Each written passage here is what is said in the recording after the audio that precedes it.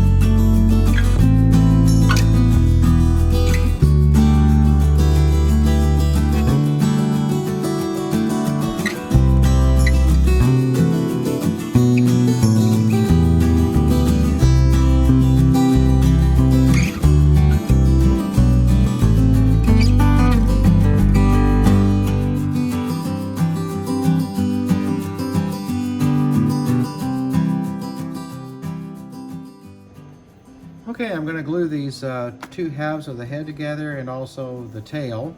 So just to prep it a little bit, I've removed most of the tab remnants, and then I'm just rubbing this along a flat sanding block with some 220 just to make sure there's no fuzzies that'll interfere with the glue up.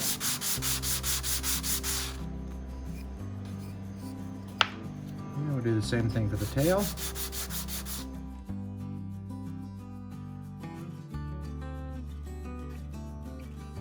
Okay, and I've just got a piece of wax paper here just to protect that work surface. So I'll brush on a little bit of this Titebond Ultimate Wood Glue. I've squirted some out on a paper plate.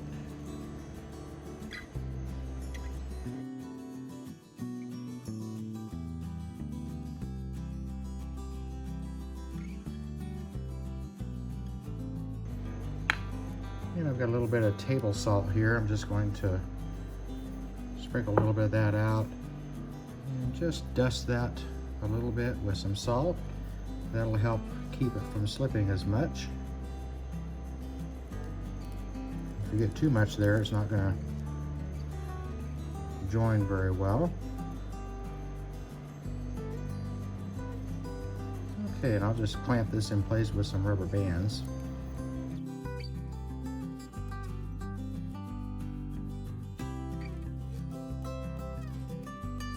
Okay, we'll do the same thing for the head.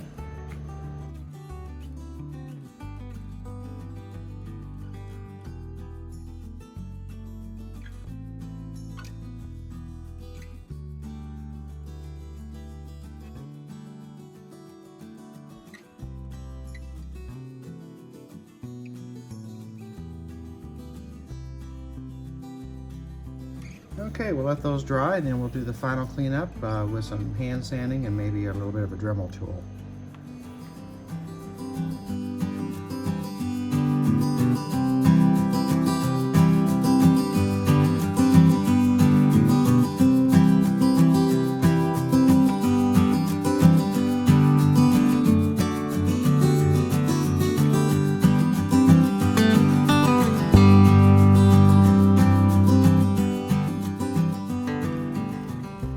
Okay, I've unclamped the tail and just sanding it up, blending in the two halves together, and also test fitting this into that 3/4 inch hole. So I'm sanding it so I can get a good fit in that hole, but yet leave enough room for the glue when I glue it in there.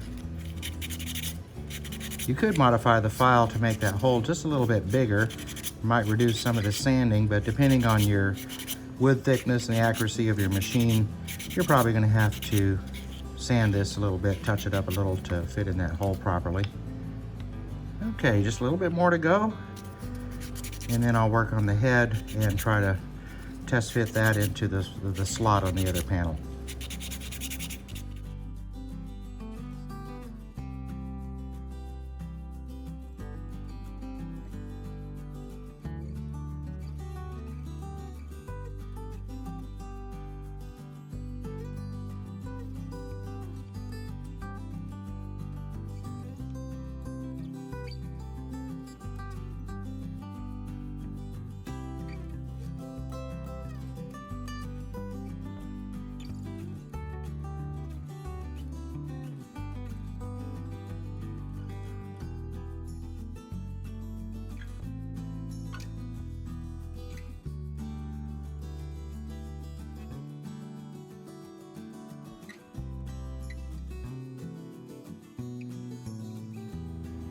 Okay, I've got the test fit done on the head and the tail, and I'm just setting these box panels up so that I can mark the direction of the miters. Take this over to the miter saw, and these are just friendly reminders to me, so when I'm at the miter saw, I've got the orientation of which way I want the miters to go. Okay, let's go to the miter saw. Okay, we're at the miter saw, and I've just got all my panels with the markings of the direction of the miter cuts already pre-stacked, so it'll help me line these things up. And I've also put a stop block here and did a couple of test cuts on some scrap wood just to make sure that when I butt up this panel against that stop block, that it's going to be perfectly aligned so the tip of that miter saw blade comes and cuts that correctly. Okay, so let's go ahead and cut some miters.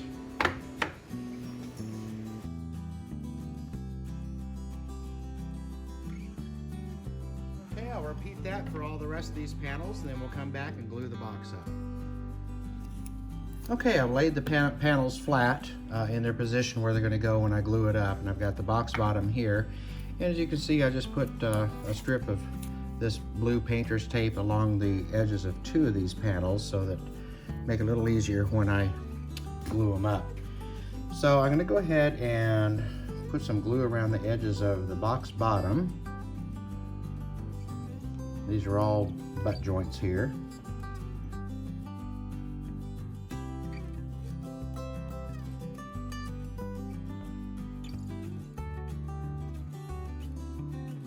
And I'll put some glue inside these miter joints.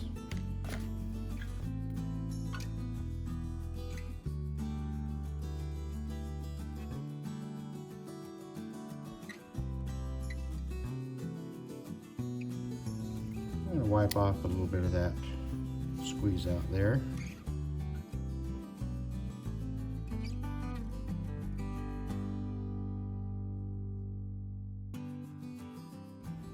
I'll just tape this, hold it square while it dries.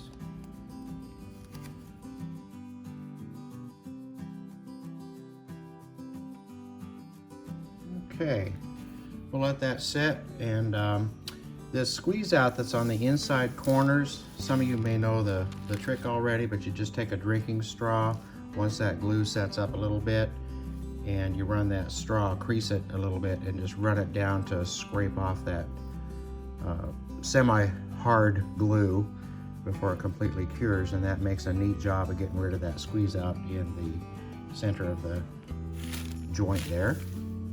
Okay, we'll let that sit and dry.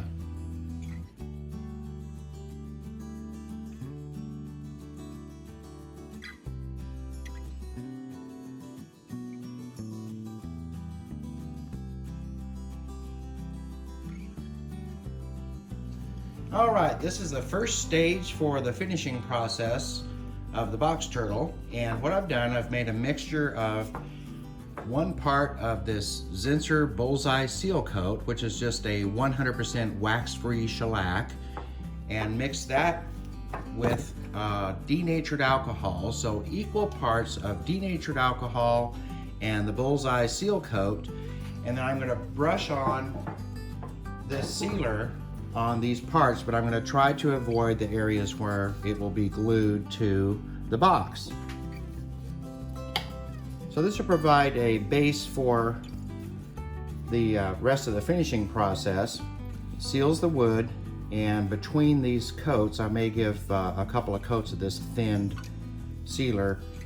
I'll be able to sand it. If there's any fuzzies raised, then that will stiffen them up a little bit, and I'll be able to sand those off a little easier. So I'm going to go through and seal all of these parts, except for trying to avoid the areas where it'll be glued to the box. It's not a big deal if you miss that. The glue seems to hold just fine, but I try to avoid that if at all possible. Okay, I've applied 2 of the thinned Bullseye Seal Coat to the parts here, and I'm going to further seal this with a coat of full strength seal coat, and that'll give me prep for the final stages of the finishing process. That thin seal coat really helps to remove any remaining fuzzies, stiffens them up so they sand off easily. Again, I'm avoiding the areas where I'll be gluing these pieces to the box.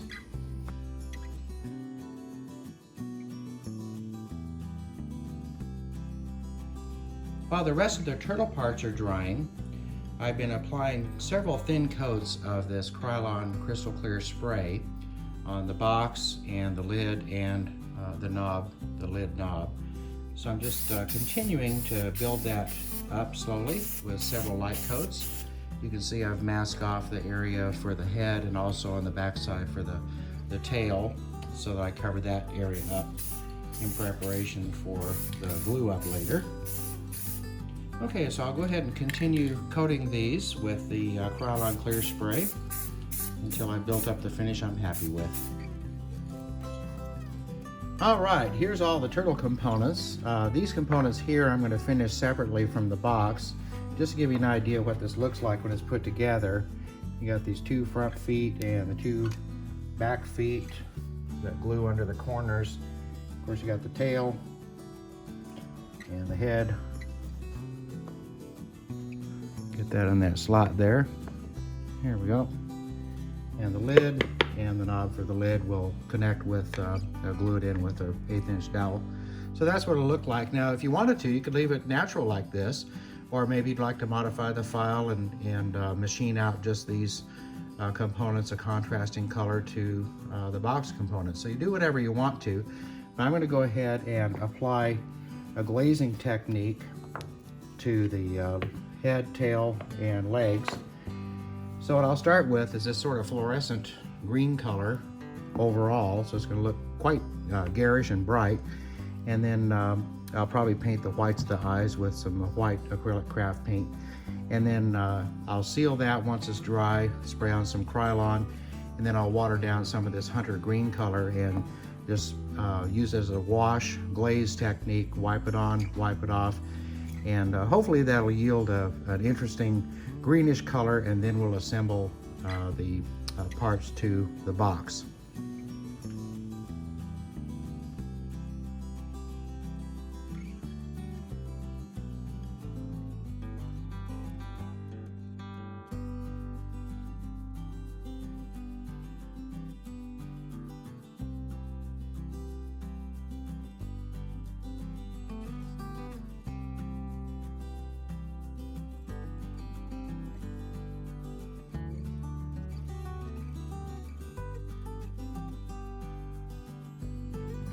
Alright, while the paint's drying, I'm just going to go ahead and glue on the knob on the top of the box. Just squirt out a little bit of glue here. And I've cut a 1/8 inch diameter dowel to just a little bit longer than what I need so I can sand off that dowel flush after it's glued in.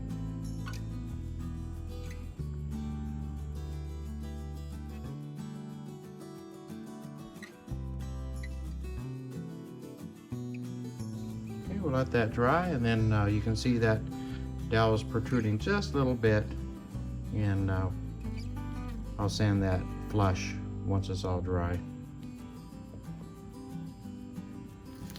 Okay, I ended up giving each of these parts a couple of coats of that bright fluorescent green, and right now I'm just using some Krylon flat crystal clear spray to seal that paint before the next stage of the process, which will be the glazing stage. I want to be sure that the paint is sealed well before I go to the glazing wipe on wipe off stage. So you can see I've also masked off these areas where it's going to be glued to the box.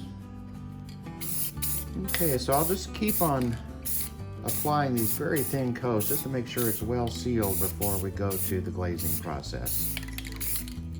Alright, I've sealed all the paint with the Krylon flat, and I'm just going to use some of this hunter green acrylic craft paint and thin it out a little bit to use as a glaze. So I got some brushes here. Got a couple uncleaned or improperly cleaned brushes on purpose. One is a little stiffer than the other in case I need them to wipe off that glaze. Also have a couple rags, but first we'll start with just diluting this hunter green a little bit with water. And I think I'll scoop these pieces out of the way, just keep them from getting splattered. And I'll start with the hardest one, which is the head. So I'm just going to cover the entire head.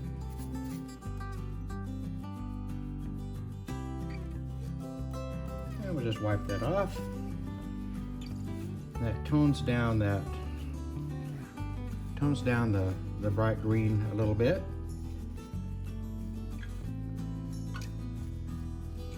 And it leaves some of the dark green in the crevices to just kind of enhance the detail.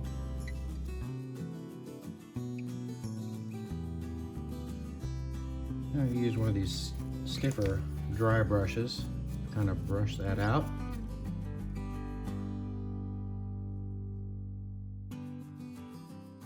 Get a little bit more of that hunter green inside there.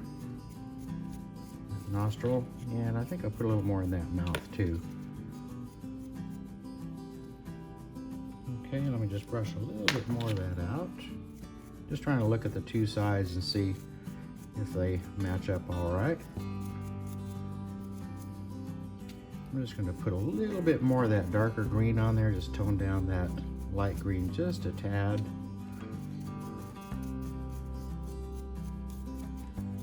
This is not an exact science, you just do it however you like, whatever outcome you want.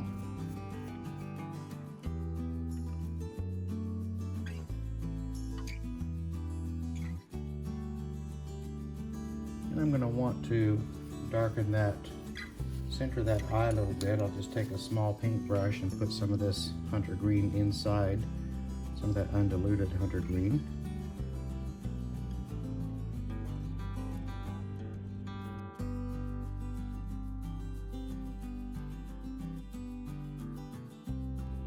Okay, I think that's going to do.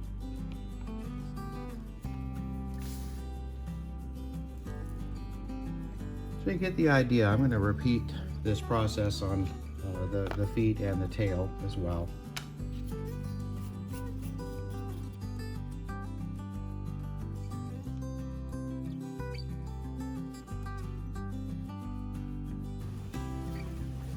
Okay, the glazing's all dry, so I'm just coating the glaze with some of this Krylon flat crystal clear. You can use a gloss or semi-gloss or whatever suits your fancy.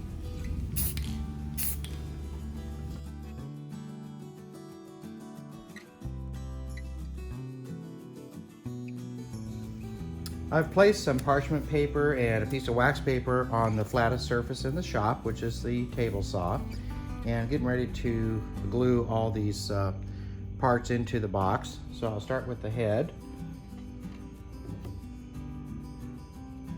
You can see I've removed all of the masking tape from these parts.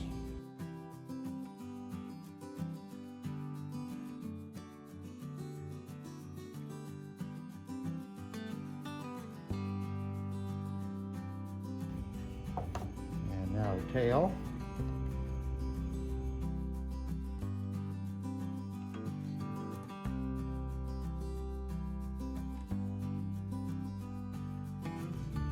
And now the feet.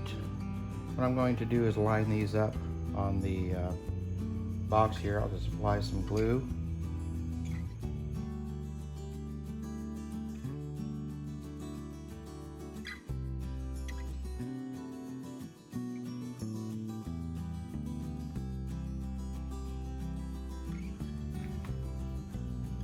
And I'm going to apply some weight to the box while this dries.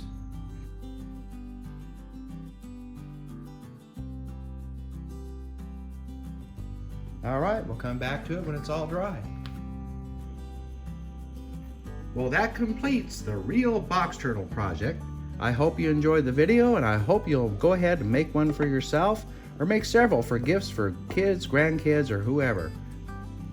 This is Michael Tyler. Until next time, with another free Vectric project of the month, be safe, be healthy, and take care. Happy carving!